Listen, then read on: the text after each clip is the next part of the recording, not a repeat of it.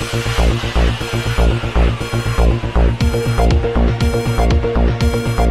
पोपली जी जो है उन्होंने शहर में गरीब लोगों को परेशान करना, पिक एंड चूज करना, किसी को हटाना किसी को नहीं हटाना,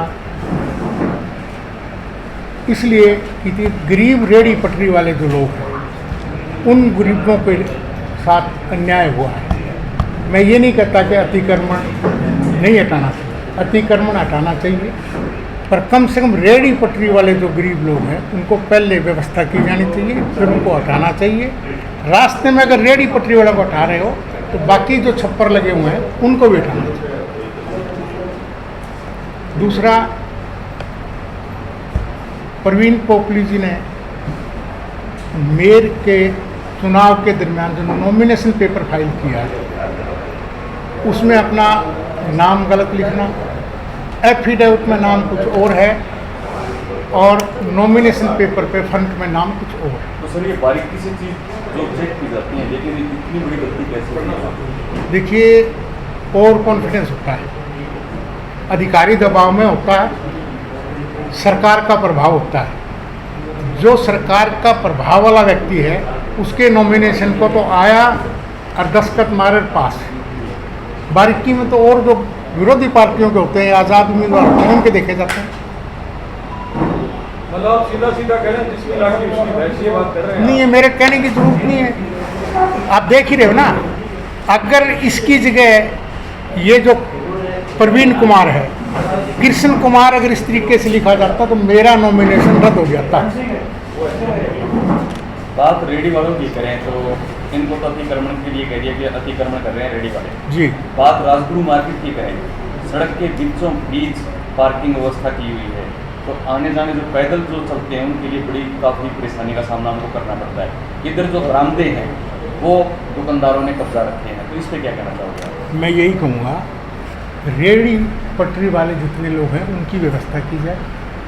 शहर में जिस तरीके से पिछले मेयर, चेयरमैन, प्रधान जिन्होंने व्यवस्था राजगुरु मार्केट में की थी उसमें ना तो आम जनता को कोई तकलीफ होती थी और ना ही दुकानदार को तकलीफ थी, बीच का रास्ता निकालते थे। मैं भी रहा हूँ नगर परिषद का प्रधान, कभी शिकायत नहीं मिली रेहड़ी वालों की, कभी शिकायत नहीं मिली राजगुरु मार्केट की, कभी शिकायत नहीं मिली जनता।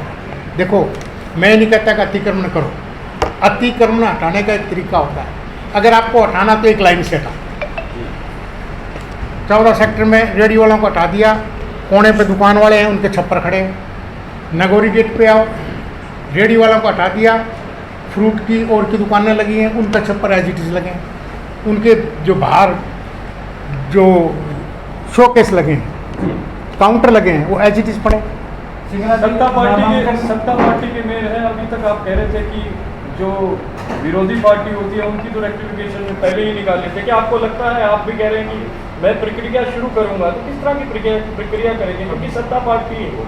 देखिए, मैं सत्ता पार्टी और विपक्ष से मेरा कोई मतलब नहीं, मैं स्थानीय लेवल की फ़िलहाल बात कर रहा हूँ, मैं राजनीतिक बात नहीं कर रहा। जो आज स्थिति शहर में बनी है पिछले 15 दिनों में, उस स्थिति की बात कर रहा हूँ कि शहर के अंदर एक इतना ज़बरदस्त हुआ विरोध या लोगों के अंदर इतना अविश्वास पैदा हो गया कि कब कौन आएगा, रेहड़ी उठा ले जाएगा, पटरी वालों को उठा ले जाएगा, किसका छप्पर तोड़ेंगे, किसी का छोड़ेंगे। तो इस विषय में मैं काफ़ी यूँ समझ लो पीड़ा हो रखी थी गरीब रेहड़ी वालों को देख के, इसलिए मैंने ये मुद्दा उठाया। अदरवाइज़ मेरा इस मुद्दे को उठाने का कोई इरादा नहीं था। जाएंगे इस मुद्दे को? मैं आखिर तक जाऊंगा। अगर मैंने 2 मिनट पहले भी किसी में कहा, आज भी अगर प्रवीण पोपली जी इन रेहड़ी वालों की व्यवस्था कर दे, इनको जगह दे दे, इनको व्यवस्थित तरीके से लगा दे, इन गरीब आदमियों का घर का खर्चा चल जाए, गुजारा चल जाए, बच्चों की पढ़ाई हो, मकान का किराया हो, मैं आज भी इस केस को वापस ले सकता हूँ। अदरवाइज 10 दिन के बाद मैं हाई कोर्ट जाऊँगा। क्या केस है? केस क्या है? ये केस है कि नॉमिनेशन के टाइम आपको नो ड्यूज देने पड़ते हैं। पोपली जी की तरफ लाखों रुपए का हाउस टैक्स आज बकाया है। कल की 12 तारीख तक पोपली जी ने हाउस टैक्स नहीं भरा, जिसकी के अमाउंट लाखों रुपए में बनते हैं। पोपली जी ने 6 तारीख को भास्कर में एक प्रेस नोट जारी किया, जो आपने देखा हुआ है कि जो भी नगर निगम का डिफाल्टर होगा उसके हम नोटिस लगाएंगे। उस श्रेणी में पोपली जी भी आते हैं। सबसे पहले देखो, हम सफाई करते हैं घर की, सबसे पहले घर के अंदर की सफाई करते हैं, रोड पर तो बाद में जाते हैं ना। तो पहले पोपली जी को अपना हाउस टैक्स भरना चाहिए था। अब ये सरकारी पेपर है, ऑनलाइन आप चेक कर सकते हो। पोपली जी की तरफ 2 लाख से ऊपर हाउस टैक्स तो कागजों में दिखाया जा रहा है। नया कोई बना होगा वो और आएगा।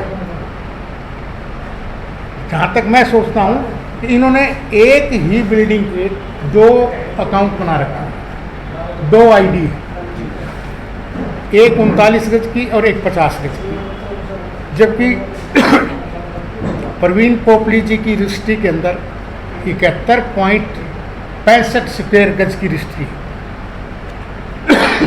और उसकी सर्विस रिपोर्ट ये कहती है कि पोपली जी 50 गज में 1 और 39 गज में 1, 2 हिस्से दिखा रहे हैं उसके। तो 89 गज तो यही हो रहा है। उसके अलावा पोपली जी की दुकान के आगे 4-5 फुट सीढ़ियाँ हैं जो कि अतिक्रमण में आती है, कब्जा होता है। अगर पोपली जी की ईमानदारी से, देखिए मैं मौके पे नहीं गया हूँ, मैं तो उनकी रजिस्ट्री और नॉमिनेशन पेपर पे जो उन्होंने खुद एक्सेप्ट किया है, मैं उसकी बात कर रहा हूँ। इसकी प्रशासन जांच करे, जांच करने के बाद अगर इन सरकारी ज़मीन पे इनका कब्जा है तो इनको तुरंत प्रभाव से हटाया जाए।